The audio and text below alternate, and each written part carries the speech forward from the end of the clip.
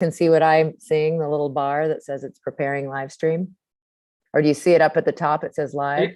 Yeah, I can see a bit at the top. Yeah, I see that. But I have it over on my phone, so hopefully we'll see that. It's not always clear when it actually does.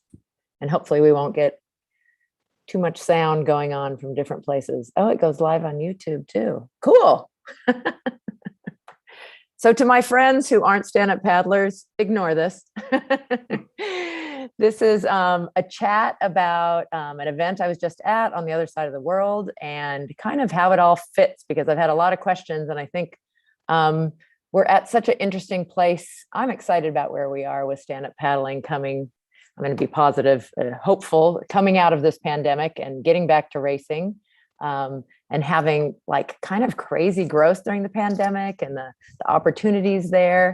But I want to start with the event I was at in Hungary. I get my nose in everybody's business and somehow ended up as an international technical official with the International Canoe Federation, which is the ICF. So most of the people who are listening to this, if you're like Grant and Jack and I have been kind of following just this whole span of stand-up paddle racing. Some very involved. Jack's a race director on the East Coast in Connecticut. And Grant, you have lived in multiple countries and have perspective from other sports. Matt, who's joining us right now, actually works in USA Climbing, but is a racer himself. So really interesting, different perspectives. But for quite a few years, actually not so many for the ICF, these two large international organizations, the International Surfing Association and the International Canoe and Kayak Federation, hold one event a year. I don't think it's going to happen for surf. It doesn't look like this year. We haven't really heard, but it did just happen for canoe and kayak. But that is separate from all the racing that's going on all around the world in countries. There's different series and leagues and things happening. So stand-up paddling has been happening and growing at different rates all over the world. This is intentionally in the evening, so I think mainly this will be North American people. So I'm going to focus on that kind of more than the world. We were having some good discussions, Grant and others, about what it means, what they're doing, because it is, I think we all felt differently about it, but it was, I have to say, from my perspective, it was odd at first that two different organizations that don't have SUP in their title decided that they felt like stand-up paddling should be part of their organization.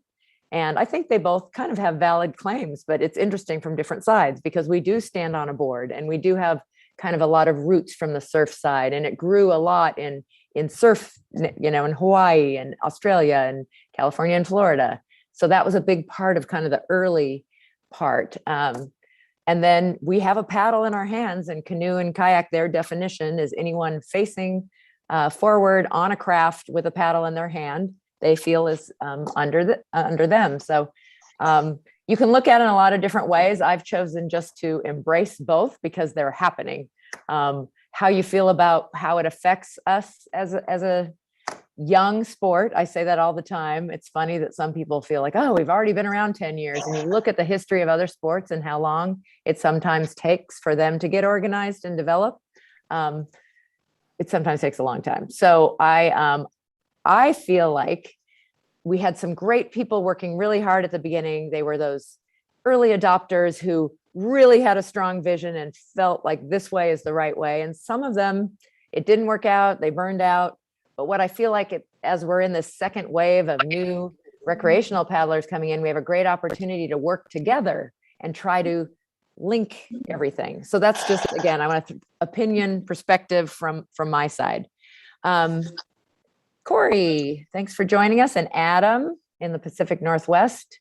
If you're listening in and are interested and know somebody on here, text them and they can give you the Zoom link if you'd rather be totally in the discussion. Otherwise, there is opportunity, I think.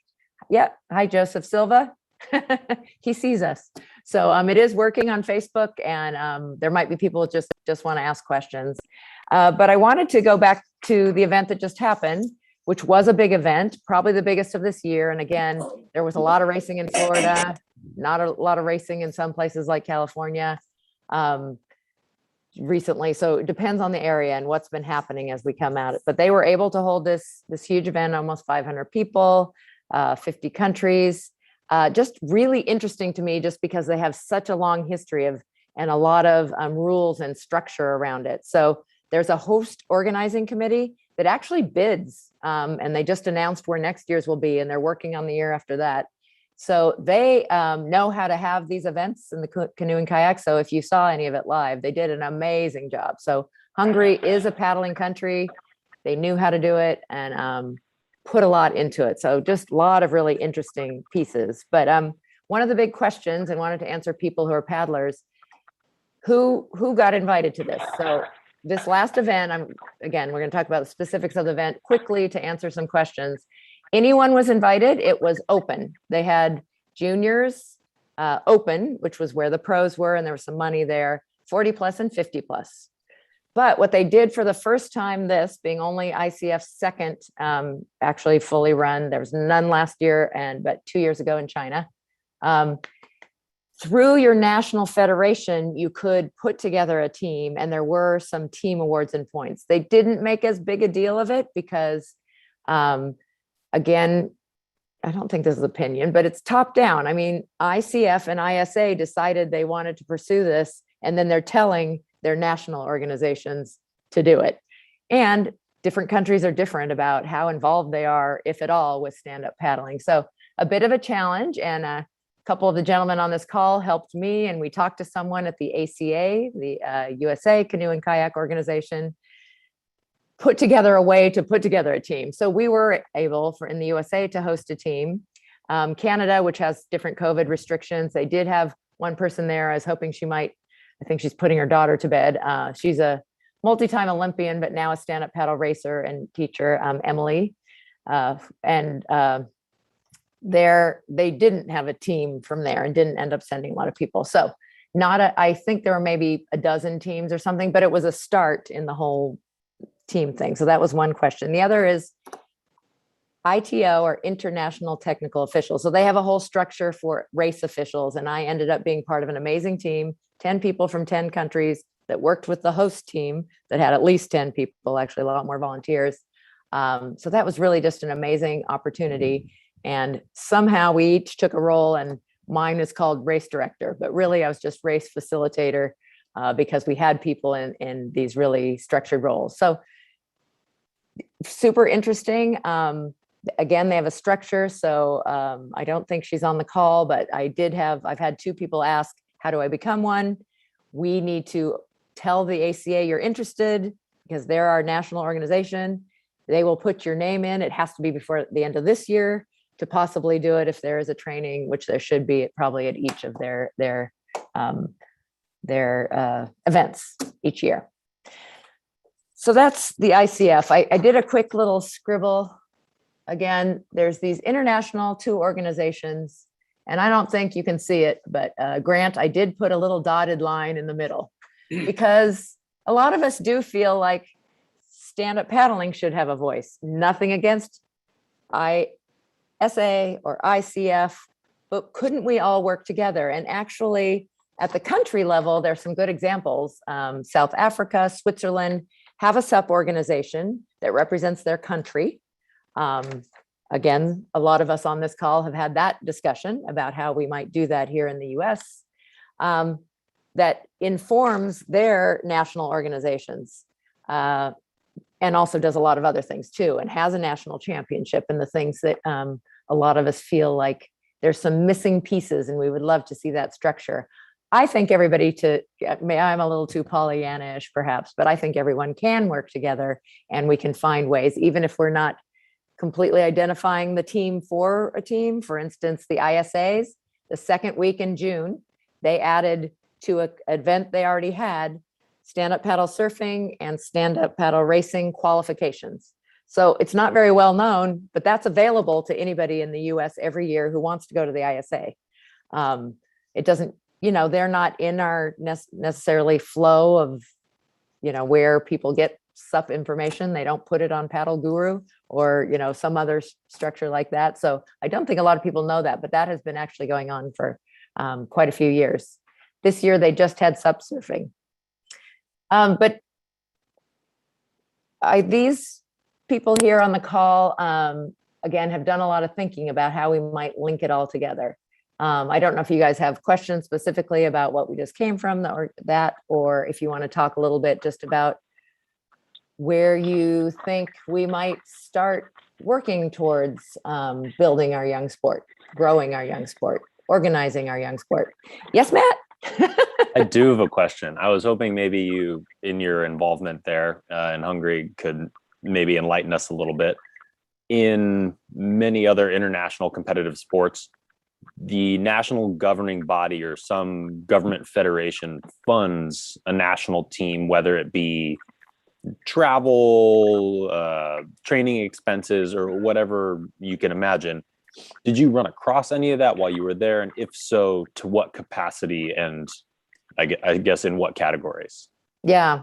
And you being in USA Climbing, I bet would understand it better because I was always surprised. For instance, I dealt with protests, and it is supposed to be a team leader, coach, or trainer that comes to do the protest for the country. And here we are in our sport.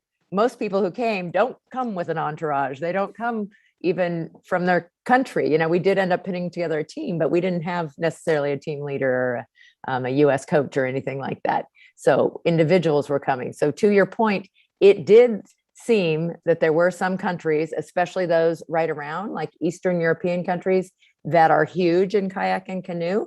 I think they've already put some time and perhaps money, although they were driving in, so maybe that's why. But they had large teams. They did have people. There are people with them. I didn't get a chance to have conversations about funding and all.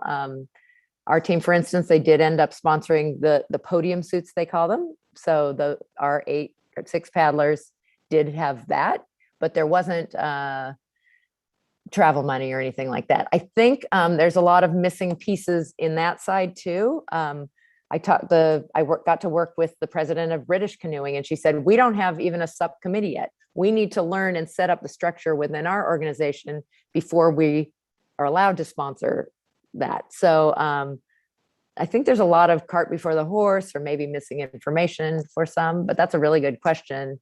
And again, if it's available,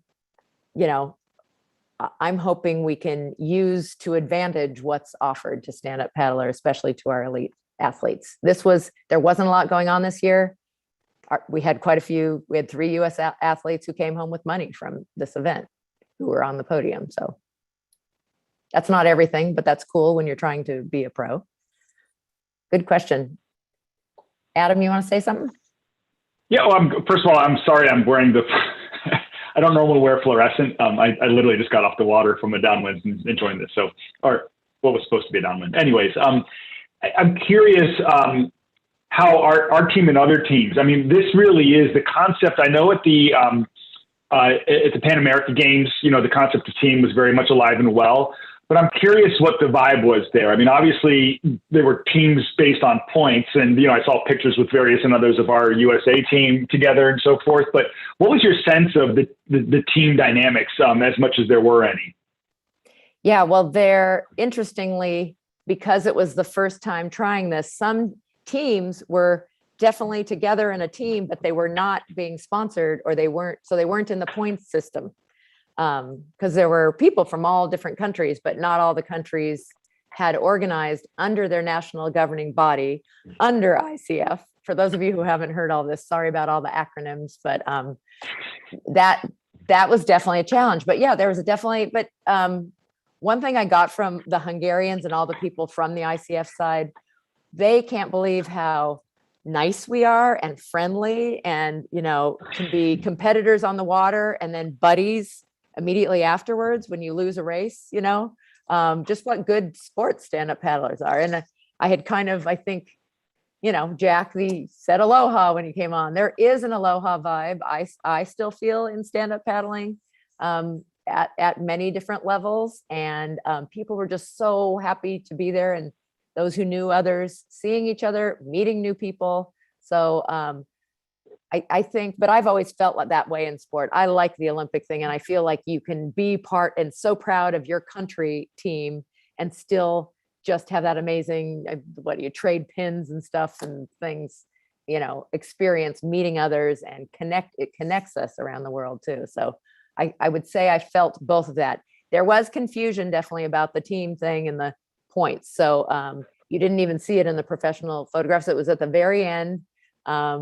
We did really well, which was amazing because we didn't have juniors. But like Spain had this amazing juniors team that really did well. The local countries that were able to drive there, which was most of Europe actually, which was cool.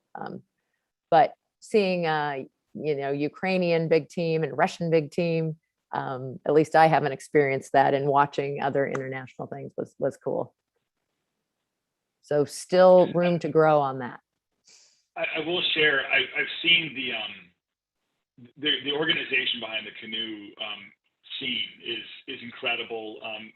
And I know up here in the Pacific Northwest, Matt, I'm not sure if you've been to the Gig Harbor Paddle Cup, but the Gig Harbor Canoe Club, which is down sort of across the sound and closer to Tacoma, is massive. And they had this big race down there, and it will blow your mind how many kids come to race canoes from all over the West, frankly. So they're tapped into something that I think our sport can learn from, because if you can get young kids tied into C1, C2 sort of events, I mean, stand-up is a far, I think, lower barrier of entry for young kids to play with. So yeah, I noticed the same thing, that giant Spanish team with all their juniors, and thought, they've tapped into something. But it's certainly something we've seen in the youth sports here as well in the U.S. Yeah, and youth is such an important piece. I scribbled another drawing. I think we're a pyramid, and we have, again, this new opportunity because a whole bunch of new recreational paddlers are in. So how do we build and keep them coming in? And, those rookie racers, those first year racers, how do we get youth into it?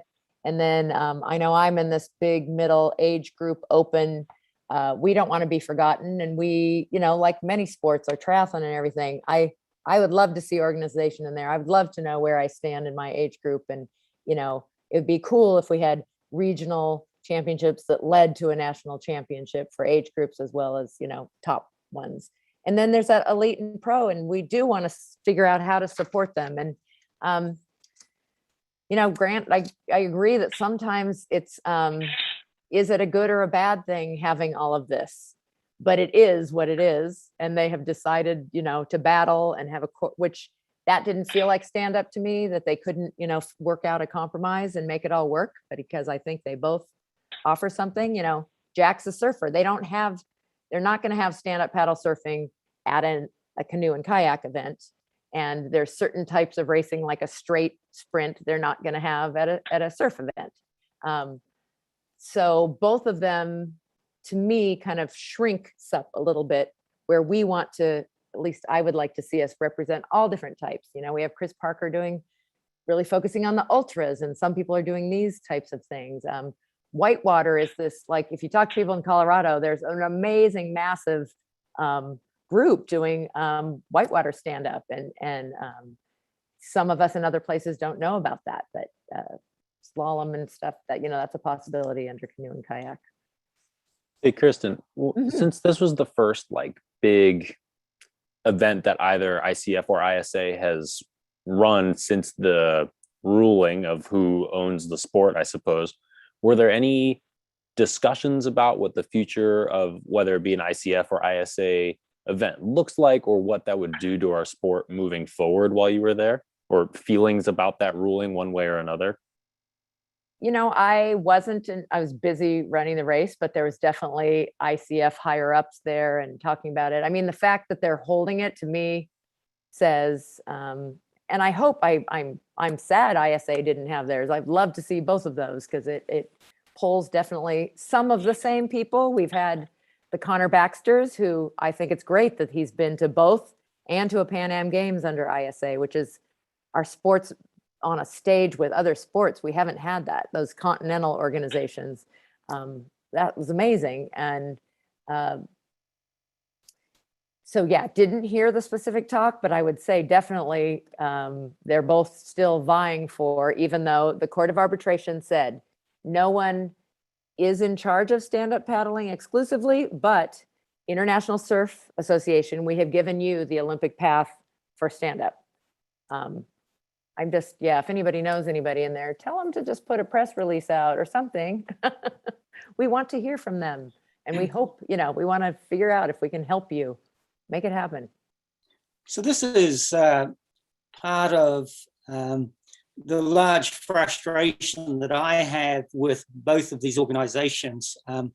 ICF have certainly done a lot better at creating these events and getting the exposure, but both of them have liaison committees that apparently interact and interface to the stand-up community. But if I look at the ICF one specifically, a couple of things stood out for me, and I get emails from them every single day about events that they run because I subscribe to it. So I get all the ones that are going on at the moment. Their world champs for canoe and kayak are going on right now. Mm-hmm. So I get all these emails. And one thing that was noticeable was they did not start promoting Hungary until 2 days before the event.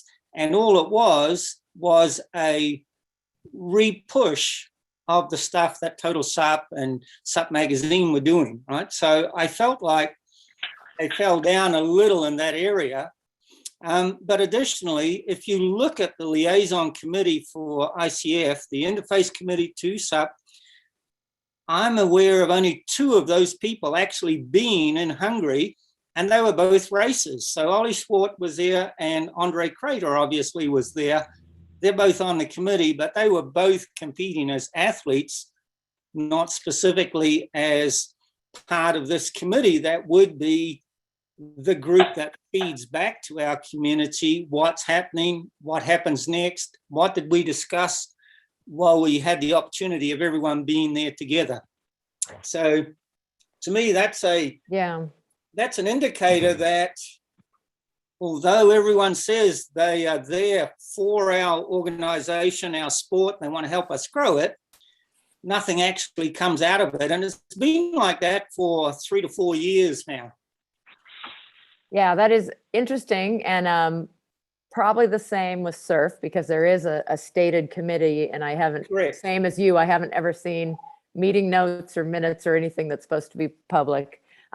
Just your point, there were a couple people from that committee there, Rami Zur, who is from the US, and it's actually Ollie's dad, Olaf, who's on the committee. And he was actually part of our team. He was the head starter. He was the ready, set, go guy. Okay. That's Ollie's father. So there were a couple from that committee, but I don't know of their meetings or, I mean, that's a good point. There are a lot of missing pieces, don't you think, in both, in every level of stand-up, we have some missing pieces. So that's where I think we have great opportunity. And if anybody's out there listening who wants to, I keep saying geek out on that stuff because I love this stuff, and, talk about this, work on it, make it happen, whether it's, checking in on organizations like we just talked about, and, where is this committee and when is it going to meet, to all the stuff that we need to do at the country level to make our, the US is a massive country, and we have, states and things happening all over the place, but there's lots of ways to organize. Some people go over the border a lot. I think you guys do in the Pacific Northwest to Canada, well, when the borders open and Canadians come down. So, but still there's, whether we're doing Olympics or not, there are the structure of having country levels, the continents, and international, I think makes a lot of sense.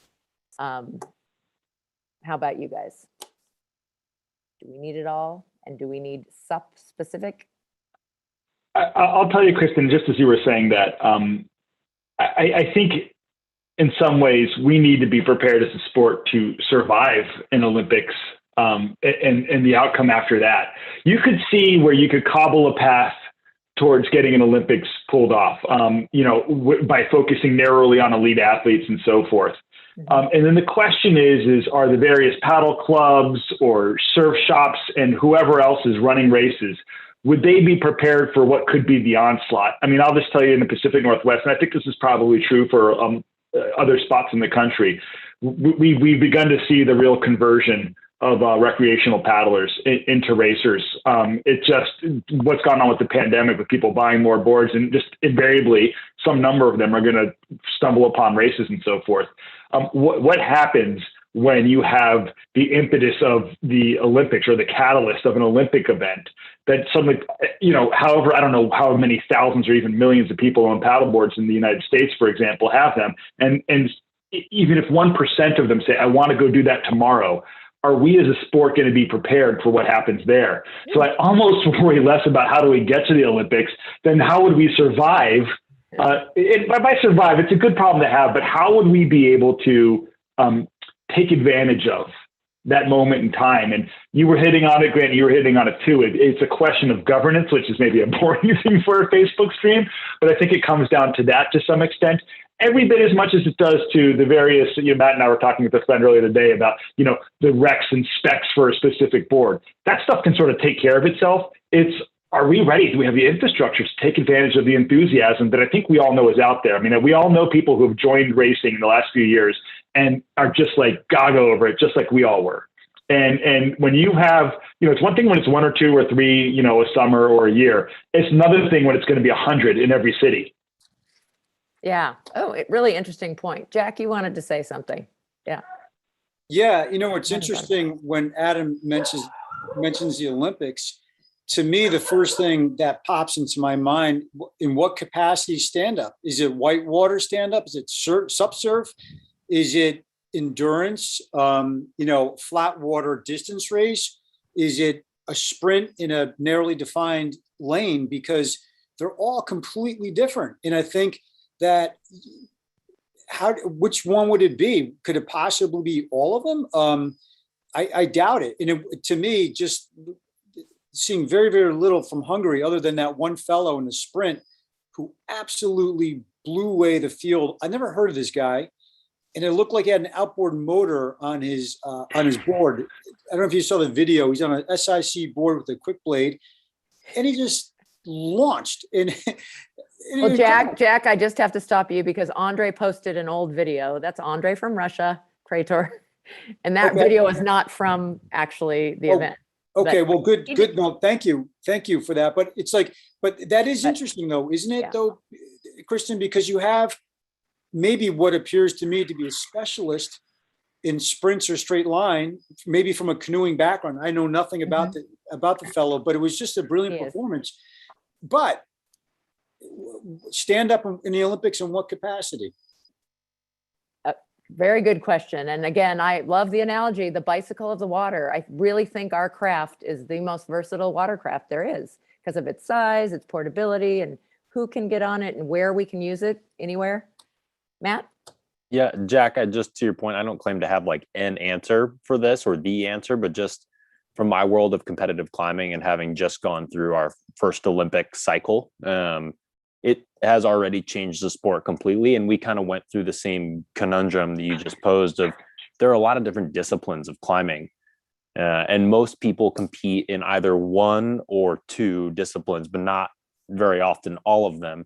But then for the first Olympics, you had to compete in all 3 to be an Olympic athlete. And that was speed climbing, lead climbing, which is like what you normally picture on a rope, your clip and draws as you go, and bouldering. Which the analogy I always use, I'm sorry, Adam's probably heard me say this a million times, is if you grabbed Usain Bolt and said, okay, for the next Olympics, you get to run the 100, but you also have to throw a javelin and run the 2 mile. Like he would be scrambling through that next Olympic cycle to try to put the pieces together to still be a competitive athlete. And so you kind of saw the snags in that where due to the scoring system, specialists were rewarded quite highly for being good at one specific discipline that you could win. And they already went ahead before the Olympics even went off and said, okay, for 2024 in Paris, we're separating speed climbing from these other 2 disciplines because the skill set is so different. Luckily, they're not dealing with the same governing body issues that we are, either with or without the Olympics. There's already one international governing body. But, I could see that happening where we kind of have to have an event and work out the kinks and see what happens. And then maybe some of those events stay and some of them go. Like, I think sprinting, like you brought up, is a really obvious and Andre has a background in Olympic canoeing himself and coaches, I believe, the women's Chinese team now still, who are extremely competitive. Is a totally different skill set than Tituan winning the 18K distance race, right? And then again with sup surfing. So I don't claim to have a solution, but I've seen it happen in the past where they try something, say like, hey, we're just going to go with this and see what happens. And then they figure it out afterward. Yeah. One of the most interesting things about this year's ICF, I thought, was exactly to your point, Matt, kind of to your point, but Noah Gariud winning the sprints and coming in second in the 18K.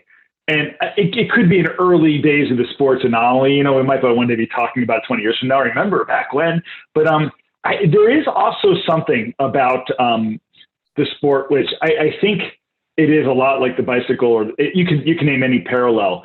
I'm trying to figure out, based on what I saw this year, if there is just an element of board feel that will make this sport a little bit different, where specialization, Connor's another good example, where he could do really well in technical race and also in the sprints. And you know, where endurance and sprinting are the same thing because of this element of just your balance, your ability and your technique. And is, I don't want to get too in the weeds, but is sprinting just your ability to do those two things at a very high rate of speed? Or is there something additional that you're going to need to develop over time? And then finally, I'll just add, the thing that freaks me out about sprinting a little bit is that I think you will maintain the board feel aspect and stay closer to paddleboarding if the boards remain like the paddle boards that we know. My concern is that they become, 18-inch boards that, are shaped for just 200 yards and not a second or another meters or another meter further. That's my concern, because that's the bifurcation I don't think we want to see in the sport. Or I should say, I don't want to see in the sport. Yeah, that's it's a really good point. And Matt talked about how maybe testing these out are good. I mean, the fact that an ISA sprint is actually usually in the waves and more technical. They have a different definition of what their shorter race is. And by definition, in this big old 67-page rule book, it is 250 meters or less in a straight line under the ICF. So they have different definitions of sprint. Technical that was a short technical in Hungary. But we did start to see specialization. Connor Baxter did not do the distance. He put it all into his tech and sprint race. And the tech, it was a sprint, but with turns. And turns is where those athletes coming from canoe and kayak, whole different ball game when you got the turns in and everything, but really interesting. But we also had to start testing it out, Matt. We gave warnings and not disqualifications to at least 3 who try to kick their board over the line, which I guess is something you do in canoe kayak. But by definition in their rule book right now, 2 feet must be on the board. So you can't have your feet off the board before it goes over the line. You also can't send your board over and swim over the line. Must be on your board. So there's different rules in both sides. Again, I think all this has to be worked out, and maybe testing it out gives us an idea. I think in a lot of yeah. Oh, one of the other things I noticed in some of the comments was in the sprints. Is this Corey and Bodie? This is Corey. Yeah, Bodie's. That's Bodie's dad. Yeah, who did amazing. Our 15-year-old U.S. team. Go ahead. In the sprints, the SEPs were cutting people off tactically, like you would in a sailboat race. And there were comments online about how in canoe sprinting, it's a straight line. And so there were people in the sprint races tactically cutting people off and angling, which would have been disqualified in a sprint kayak race. And I thought that was interesting, because that does change the dynamic, and they'll probably have to address that in the next round. And it's so interesting, like interpretation. And that's part of why I thought it was great they invite.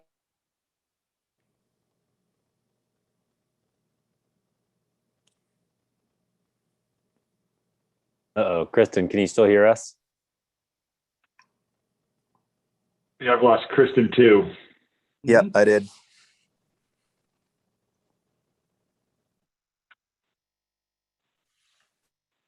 Hey, Corey, good to hear your voice, by the way.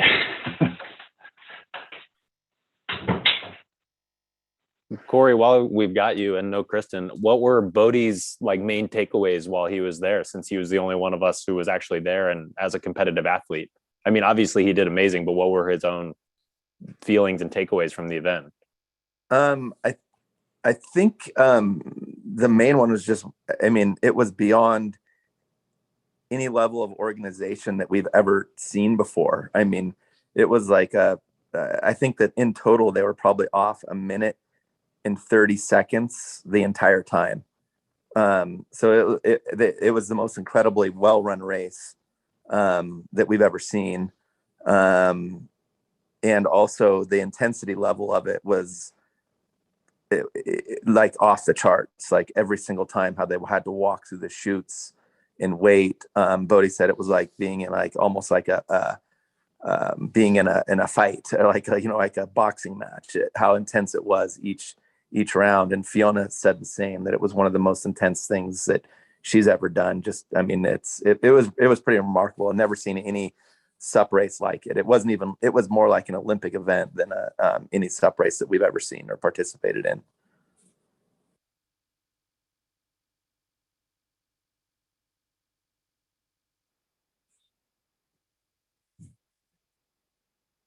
Anybody got a line on Kristen?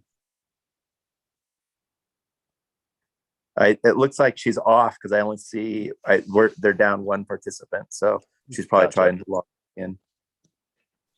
I think to your earlier point, Matt, about what would SUP in the Olympics look like, I think if ICF win favor with the Court of Arbitration, I think you saw what the Olympics would look like last week in Hungary.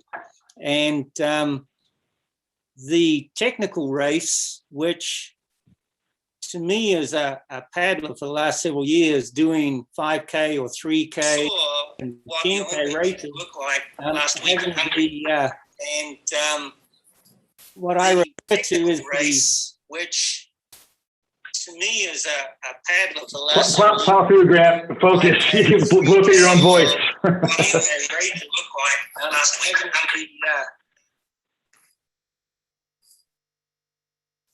There you go. Sorry, Greg. Go for it, man. Yeah, so to me, what was intriguing was the introduction of what I referred to as the S1 1000 as the technical race, right? And that's definitely a canoe thing, right? Or a kayak thing, the K1 200, K1 1000, etc. So I think if they win favor with Court of Arbitration, I think what you saw last week is likely what you would see in the Olympics. And to me, the technical race actually became an elongated sprint. And the top people, like if you watch Connor all the time, right? He wins his races because he's probably the best damn buoy turner that you can ever watch, right? If you watch Daniel and Bruno, for example, both incredibly good paddlers, but not as strong on the turn. And if you watch them in a close race, Connor can beat them every single time. Or watch Connor at the Pacific Paddle Games, beat them every single time. So that S1 1000 becomes very much the ability to tactically get in the right position before the buoy turn and execute a really, really good turn. And that's what Connor does incredibly well. I agree. It certainly doesn't hurt that he's also extremely fast, right? But I think that's an interesting part about having the three disciplines too, is that they emphasize rather different aspects of athleticism too. And just to go back to what Adam, you were saying before with the sprint thing being maybe a higher barrier to entry if it progresses the same way that sprint canoe has. There's that famous article that Jim Terrell wrote way back when, where he kind of called it early on, of said, hey, we need to put whatever restrictions we decide upon. He, threw out some proposals about what that would look like, but didn't claim to have the right answer. But if we're not careful, this could get away from us. And yeah, I think that we're kind of at that point, whether it ends up being an Olympic sport or ICF or ISA or otherwise, that if the sport continues on without putting regulations on it, we will lose a lot of that bottom part of the pyramid that Kristen was talking about, at least participating in all disciplines like we see now. it actually brings up a question. Was Kristen, is there currently any board restrictions, whether it be weight or width or anything like that? I know there is on length, but I saw pictures of people doing like board inspections before events and stuff. What goes into that? Oh, it was pretty intense. I mean, Corey can attest to it, that they have such a structure. Yes, you must go through board control. And actually one of my jobs was, probably they think I went a little easy, like millimeters over 14. They didn't fit in the box, and they wanted one fin must be in the back 1/3 of the board. That wasn't such, but a couple people had drains with little like scuppers on them, and they were concerned because the bottom's supposed to be flat. The concave underneath can be no more than 5 millimeters. So yes, they have put some, but it's interesting because they start with the board can be any shape in construction, because they don't have anything about the top. And, we see a lot of, we see the flat deck and the different names for the dugout type. So they don't feel like they have as many rules as they do.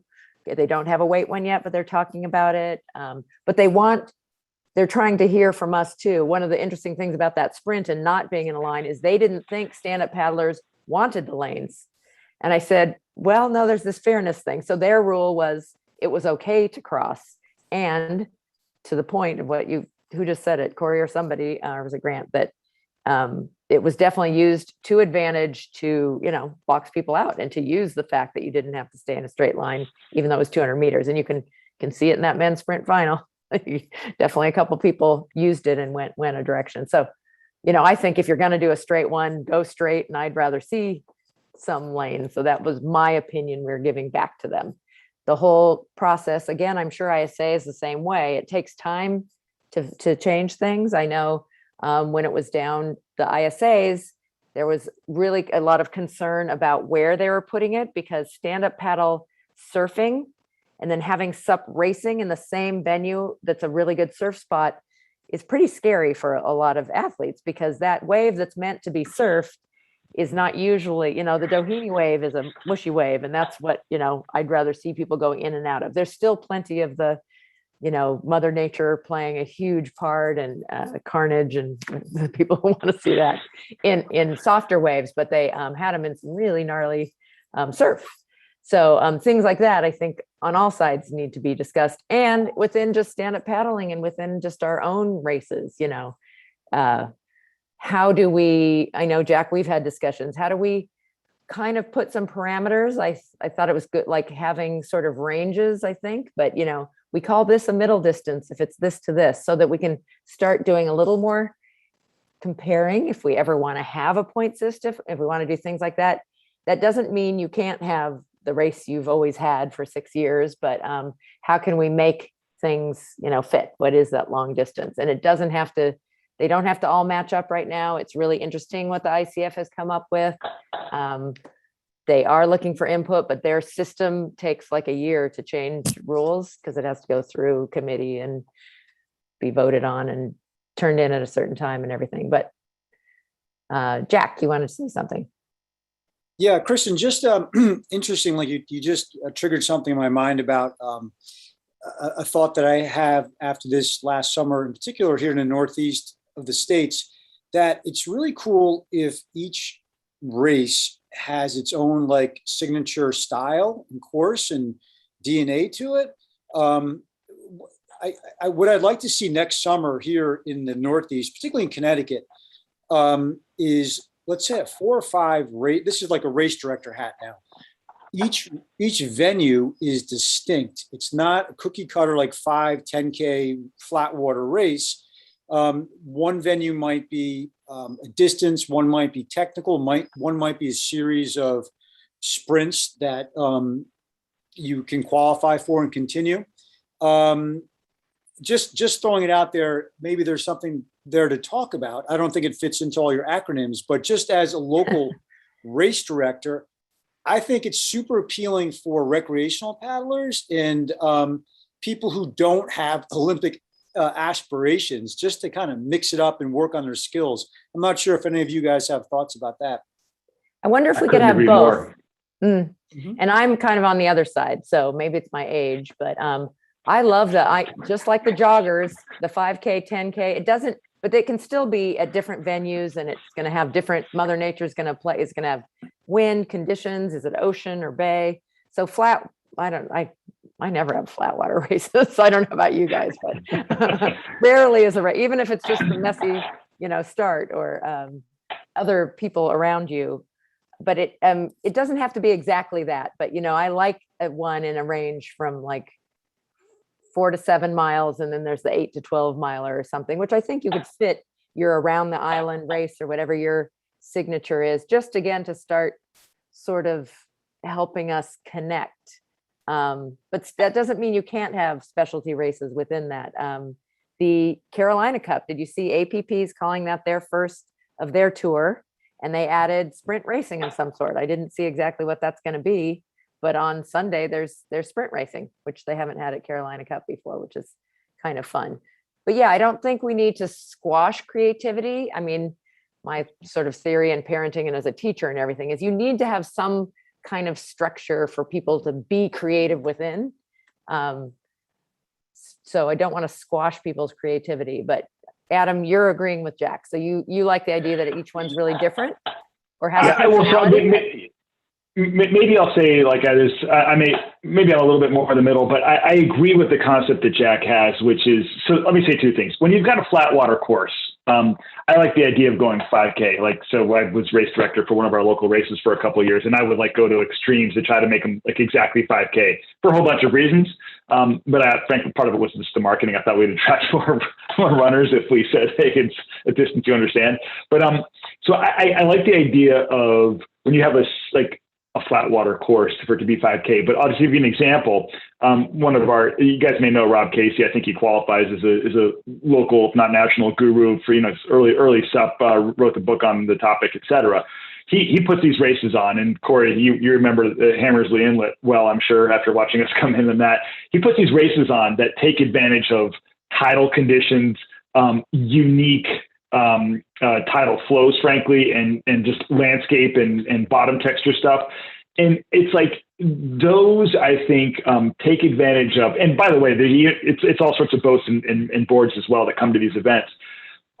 Those tap into a level of creativity and freedom that the sport affords us, I think. And so I would actually really like to see a mix. It's a lot of fun to be able to go, listen, we're doing a 5K, a 10K, a 20, whatever it is, and have standardized distances.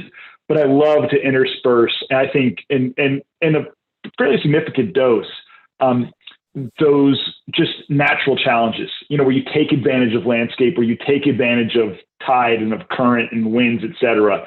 And I mean, the Gorge is a great example, right? Yeah. I mean, Vientos just is a great place to put your board in, and the event center is a great place to take your board out. That distance is not based on some sort of competitive constraint. It's based on, this is a great way to downwind. I like that a lot. So I would love to see the sport, and I'll close with this thought. One of the really interesting moments of the ICFs for me was actually on Instagram when Michael Booth, and kudos to him, by the way, he did a little video where he said, I made a wrong board choice today, and I was coaching people to make the other board. And that was really, really interesting. And magnanimous, I think, too. But I think that I like that aspect of, different body types, different techniques, different styles, different boards, and that freedom to sort of make the choice on the day of the race. Am I going to use my downwind board or my race board? And I think the thing that Jack is bringing up, that forces you to just, understand the conditions more than just, I'm doing 5K in flat water. Yeah. And Jack, I'm going to say I'm wrong, because the biggest races in this country, one's gone, Battle of the Paddle, Pacific Paddle Games, in the ocean, in waves, gorge, downwind, very specific to that river. I mean, which is so fun, but you got to go learn how to do it there. And then Carolina Cup, which is over distance. It's 13 miles. There are other distances, but none of them fit a formula. And those have grown to be, I shouldn't say the biggest, they're the ones that attract international. I know we have big ones like Chattajack that sell out. Again, there's another, an ultra distance one. So lots to talk about, lots of different types of racing. I don't think, we don't want to squash that creativity and that fun and taking advantage of unique. So just backwards a little bit. Yeah. Corey? If just in Bodie's opinion, he loves the multi-race format, like we had in ICF, like we had at Paddle Splash, where it was a long distance race, a course race, sprint race. The Vancouver Sup Race up in Vancouver that they had, not the last 2 years, but was a really great format. It was a 5K, a 1K, and sprint races. And hands down, those are his favorite, because they're it's just not one race, then you wait around for the awards and then they're done. But those are the ones that by far he loves the best. He's young enough to recover. Yeah. We abused them at the ICF. That's one thing we have to really look at, because they did a distance race in the morning and then had to go do more sprints. I mean, a lot of them did 4 races the first day, so that was a lot. But yeah, I think there's both. And there are those morning races or evening races. We've talked about race leagues and how successful that is with the community and bringing people in. And it's maybe just one short race and then a beer afterwards or some food with your friends. It's a Saturday morning. That entry level race that's, for someone who, is it going to be a 2 or a 3 miler or something? And do you call it that? And I love Midwest Paddle League. We didn't have anybody on the call from there, but they just wrapped up their season. They have a rookie of the year. I think that's awesome. I would love to see us recognizing and keeping, that flow going. So maybe there's a little more plain races for some. And then the challenge, I mean, we have that choice, which is great. I think there's a couple of things. One thing I'd like to actually ask Kristen is, what did the athletes think of the length of the technical race? Because for the majority of them, that would have been pretty short. So what was their feedback? And then the other comment I would make to Jack's point, and I think most people are agreeing, is that absolutely we should have all of these different distance races, different types of races. One of the most interesting races I did here locally, which again is no longer held, it was a lap buoy course, but in the center of it, there were 4 inflatable towers. And when you come around partway through your lap, you then went into the center and you had to do a turn around every one of those 4 towers and then head back out onto the lap course. Wow. But you could do the turn in any direction. You had to go all the way around, so a 360 turn, and you could do them in any order. So suddenly it becomes strategic as to which side am I strongest on, which one should I do first, next, last to get back out onto the course before the other competitor. And that does a couple of things. It teaches you race strategy. Mm-hmm. It certainly teaches you how to be good at turning around buoys, and it's clear ICF like turning around buoys, right? And it makes the race interesting. So absolutely, we need all of those types of things to keep all of the people coming into it. They're not overly strenuous in that, but they're interesting, they're challenging, and teach you skills. But if we talk about developing athletes and going forward, then, as I've noted in several comments, you need to be able to sanction some races and say, well, these ones here are going to contribute towards points and potential selection to go and represent Team USA. You can't just have someone like, let's just say, for example, Larry Kane, who goes and wins 5 Chatterjacks and say, well, you're the best paddler. You're going to go to the ICF World Champs and represent Team USA. It doesn't make sense, right? So as good as a paddler he is, well, yeah. that too, of course. Oh, yeah, there's that. But yeah. But notwithstanding nationality, so as an organization, you sanction certain events or pick certain events and say, these are the ones where your results will contribute to potential selection going forward. So, yeah. And even, selection, I know at that elite level, but also how you make your way up to be in your age group championship and become the 40 plus, or 40 to 45 winner. I think we've seen that ISA introduced age group for juniors at the last competition they had in El Salvador. When they get organized and have their next one, it wouldn't surprise me at all to see the 40 plus, the 50 plus added in as well, because if they want to retain ownership of Olympic, taking the sport into the Olympics, they will need to keep competing with ICF to show that they can manage and do all these things. So I'm sure they'll add it in. And so these qualifying, sanctioned, selection races that you choose around the country should be across the entire age group spectrum, not just considering the elite. I mean, if you look at Ironman, every year I go back home, I go down to the Ironman where in the city where my friends and family live, and you have people in 60 plus age group going for a qualifying spot to Ironman Hawaii, the World Championships, right? And if they come in first in their category, you get a ticket to go to Hawaii. So that's the sort of thing that we need as well, I think. Yeah. Well, lots of work to be done. If it's been an hour, if there's people out there listening with more questions, please send them my way, our way. Anybody who wants to work on doing the things that we need to do to continue to build and connect our great community. You're hired. Yes, where's that money though? We need that too. But thank you so much for taking the time to listen in. And those of you who came in and chatted and shared opinions and ideas, I think it's fantastic. Of course, all of us could keep talking, I know, but it is Friday night, which is amazing that you guys took the time to do this.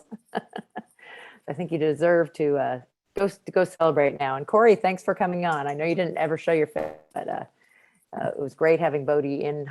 It was a very positive event. I didn't answer your question quickly. Athletes, we haven't gotten a lot of feedback, but the definition of their test, that's the shortest it can be, 1,000 to 5,000, so 1K to 5K. So it'll be interesting to hear. And they have some really good, I think, policies. I mean, I don't know if you noticed, there's colors for which way you're turning, right or left. That was cool. Color buoy. You can't have more than one difference between rights and lefts. So I think that's a fairness issue. If there's 4 lefts, there has to be 3 or 5 rights. Anyway, some interesting things that I hadn't heard us talk about comes out of kind of their rich history in a similar sport. But then we also have, the chance to influence it and make it what we think is good and works for us. So thanks again, everybody. Any last words? Corey, we got to get Bodhi out in some of this Sailor Sea bigger water. What's that? We got to get Bodhi out in some of the bigger water up here in Puget Sound. Yeah, I know. He's itching to get out in some choppy water.